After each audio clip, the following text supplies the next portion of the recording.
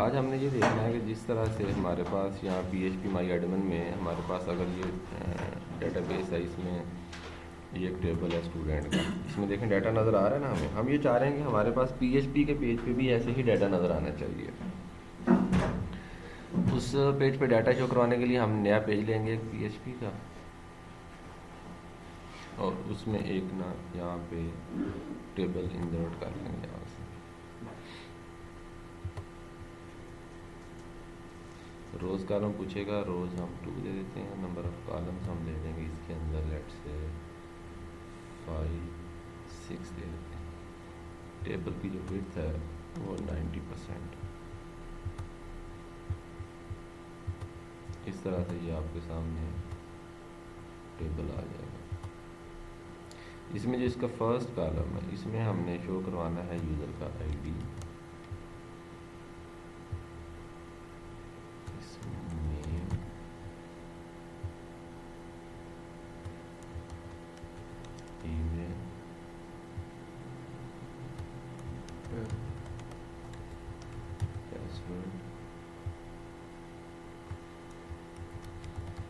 Gender, actions,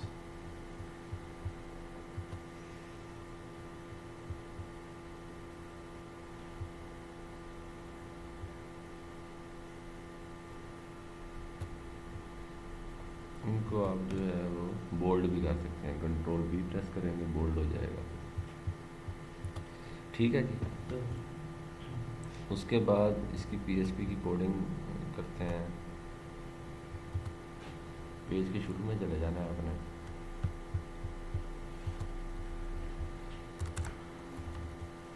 PHP का starting tag बनाए, ending tag बनाए। सबसे पहले आपने इंक्लूड करवाना है connection.php वाली फाइल को। फिर आप यहाँ पे क्यूरी लिखेंगे। क्यूरी में अब हमने ये लिखना है कि तमाम रिकॉर्ड सेलेक्ट करके सिलेक्ट स्टैटिक का मतलब तमाम फील्ड्स। अगर आपने सिर्फ नेम और पासवर्ड फैच करना है तो फिर आप यहाँ पे नेम और पासवर्ड वाली फील्ड के नेम लिख देंगे। Select static from TBL student, table student से तमाम। आगे हम लिमिट नहीं दे रहे कितनी रोज़ फैच करके लेके आए, हमने उसे कह दिया है कि तमाम रोज़ लेके आओ, तमाम फील्ड्स लेके आओ TBL स्टूडेंट में से जाके।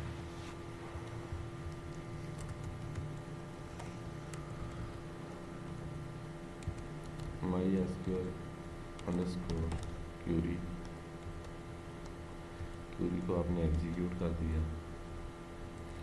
अब RS के अंदर आपके पास रिकॉर्ड आ गए सारे। वो हो सकता है 10 रिकॉर्ड हो सकता है 20। जब आप अपना डेली जाके इनबॉक्स ओपन करते हैं, आपको ये तो नहीं पता होता आज कितनी ईमेल आई होंगी, नहीं पता होता। इस तरह हमारे पास स्टूडेंट आए एडमिशन लेने के लिए, अब हमें क्या पता कितने लोगों ने इस दफ़ा एडमिशन लेना है। ठीक है, तो हम क्या करते हैं इसके लिए, अगर फॉर लूप तो तब अब हमने रिकॉर्ड वहाँ से एक एक करके शो करवाना है। फॉर लूप तो तब हम लगाएं अगर हमें ये पता हो कि टोटल रिकॉर्ड इतने हैं। हमें अब पता ही नहीं है कि टोटल रिकॉर्ड कितने हैं, तो फिर हम वाइल लूप यूज़ करते हैं।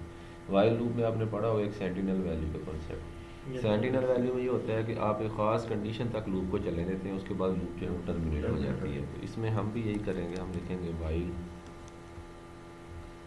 MySQL underscore fetch underscore array, ये एक फंक्शन यूज़ करेंगे। इसमें $RS पास कर दें।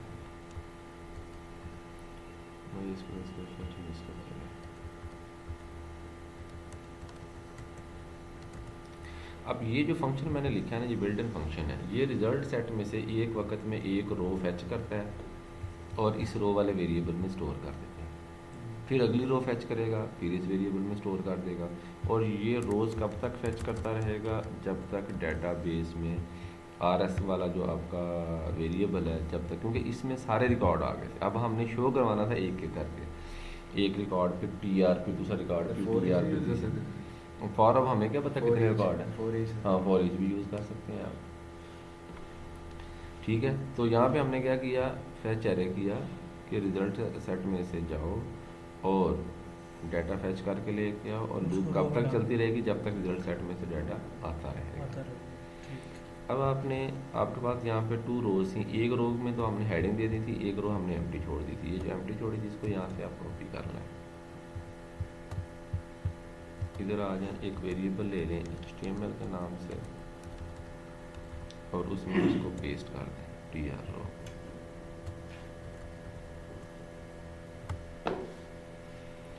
अच्छा, अब आपने tr में इसको पेस्ट कर दिया।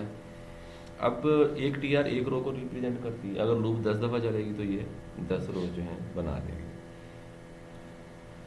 अच्छा, फ़र्ज़ किया कि अगर मैं यहाँ पे आकर लिखता हूँ $HTML, आपने ज़रा सोच के मुझे ये बताना है कि ये लूप चली है, सपोज 5 दफ़ा चली है, जब मैं इधर प्रिंट करूँगा HTML को तो कितनी रोज़ प्रिंट होंगी?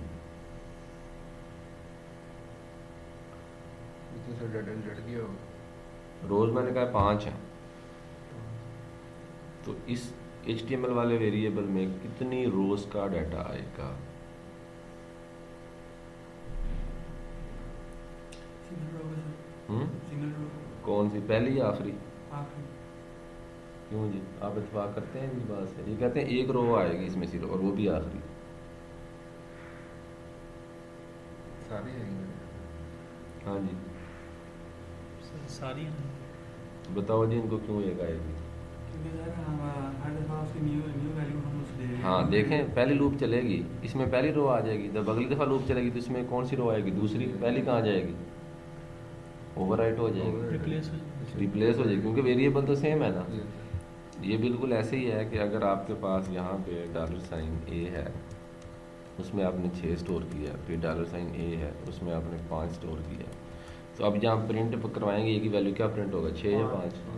5 होगा, क्योंकि वो ओवरराइट कर देगा। अगर हम ये चाहें कि इसमें 6 भी रहे और 5 भी आए तो हम इसको ऐसे लिख सकते हैं A = A + 6, इसमें 6 भी आएगा ना, अब 5 भी इसमें ऐड हो जाएगा। तो इसी लाइन को हम ऐसे भी लिख सकते हैं $A + = 5। ये जो लाइन मैंने लिखी है ये इसके बराबर ही है कि नहीं?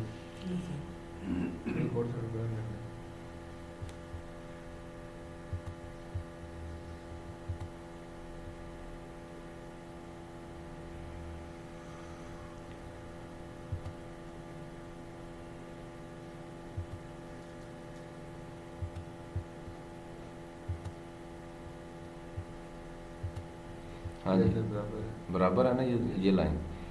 तो इसे क्या कहते हैं? इसे कहते हैं कंपाउंड असाइनमेंट स्टेटमेंट।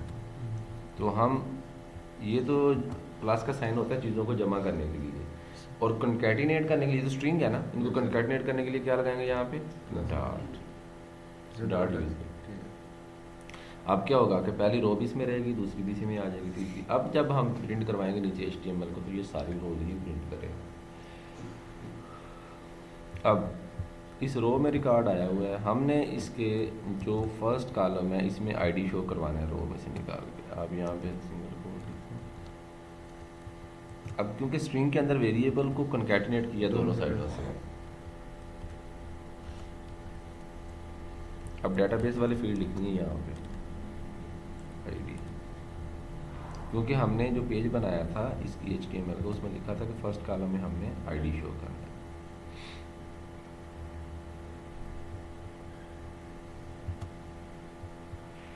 अच्छा, इसी तरह से सेकंड कॉलम में हमने इसका नेम शो करना है।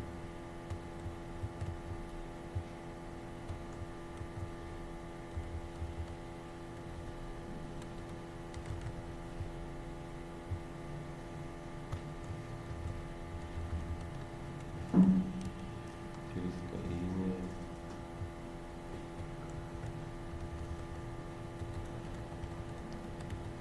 फिर इसका पासवर्ड,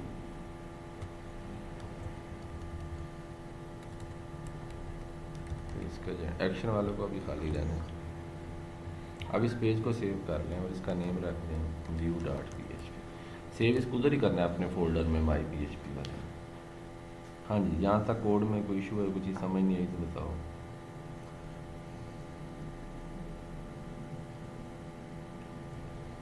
$rows का मेथड डॉलर रो एक वेरिएबल है, क्योंकि ये हमने जो डाटा इधर से फैच किया था ना, इसी वेरिएबल में स्टोर किया था।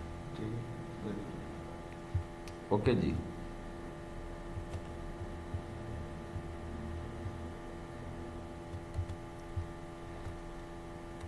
अब इस वेरिएबल में हमारे पास डाटा आ गया था सारी रोज़ का। अब ये रोज़ शो कहाँ होनी चाहिए? अगर हम इधर ही शो करवाएंगे ना तो टेबल नीचे आ जाएगा, डाटा ऊपर शो हो जाएगा। तो हम ये करेंगे कि जहाँ से हमने रो कॉपी की थी ना उधर ही चले जाएंगे, वो रो ख़त्म कर देंगे। उसकी जगह पे जितनी रोज़ ऊपर से प्रिंट होके आएंगी वो इसमें शो कर देंगे उस रो की जगह पे। अब हम इसको यहाँ पे एग्जीक्यूट करके देखते हैं।